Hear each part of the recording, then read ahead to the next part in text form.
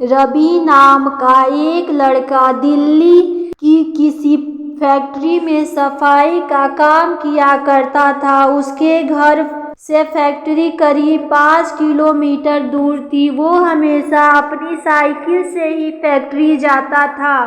रोज की ही तरह आज भी वो घर से फैक्ट्री के लिए निकला। उसे रास्ते में पड़ने वाले एक चौराहे पर एक लड़की दिखी जो उसे गुस्से में घूर रही थी। लड़के ने भी उसे देखा और फिर मुंह फेरकर फैक्ट्री चला गया। अगले दिन भी बहुत सुबह वो लड़की उसी जगह पर खड़ी थी और रवि को घूर रही थी। उसने पलटकर लड़की को नहीं देखा और सीधे अपने काम पर चला गया। रोजाना इसी तरह हफ्ते भर वो लड़की चौराहे पर खड़ी होकर रवि को घूरती थी और रवि उसे अनदेखा करके फैक्ट्री चला जाता था। करीब 7 दिन बाद जब रवि फैक्ट्री जा रहा था तो उसे वो लड़की उस जगह पर खड़ी नहीं दिखी। रवि के मन में हुआ कि आखिर क्या हुआ होगा कि वो लड़की वहां नहीं है।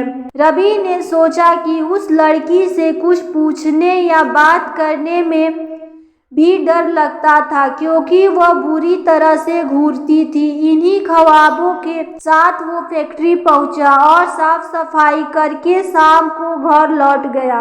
वो लड़की एक हफ्ते तक उस चौराहे पर नहीं दिखी। एक दिन जब शाम को वो लड़का घर पहुंचा तो उसे अपने बेड पर एक चिट्ठी दिखी। उसमें लिखा था, मेरा नाम प्रीति है। मैं तुम्हें एक हफ्ते पहले रोज एक चौराहे पर दिखती थी। कल शाम तुम वहीं पर खड़े होकर मेरा इंतजार करना। उस चिट्ठी में एक फोटो भी थी जो उसी चौराहे पर खड़ी लड़की से मिलती थी। लड़के के मन में हुआ कि आखिर इसे मेरे घर का पता कैसे मिला होगा और ये चिट्ठी मेरे बेड तक कैसे पहुंची।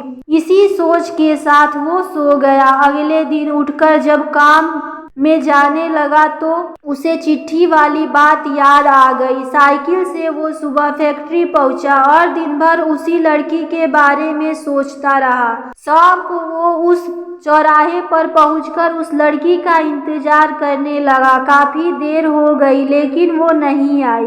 रवि इंतजार करके थक गया था, इसीलिए वो घर की ओर निकल गया। घर पहुंचते ही उसने सोचा कि क्यों न चिट्ठी पर लिखे हुए पत्ते पर जाकर ही उस लड़की से मिल लिया जाए। रात होने को थी, इसीलिए उसने सुबह सुबह उस लड़की के घर जाने का सोचा। सुबह होते ही जल्दी तैयार होकर रवि चिट्ठी पर लिखे पते पर पहुंच गया। वहां जाकर जब उसने घर की घंटी बजाई तो एक आदमी बाहर आया। उससे रवि ने कहा कि मुझे प्रीति से मिलना है। यह सुनते ही वह व्यक्ति चौंक गया। जवाब में उसने पूछा, क्या प्रीति से मिलना है?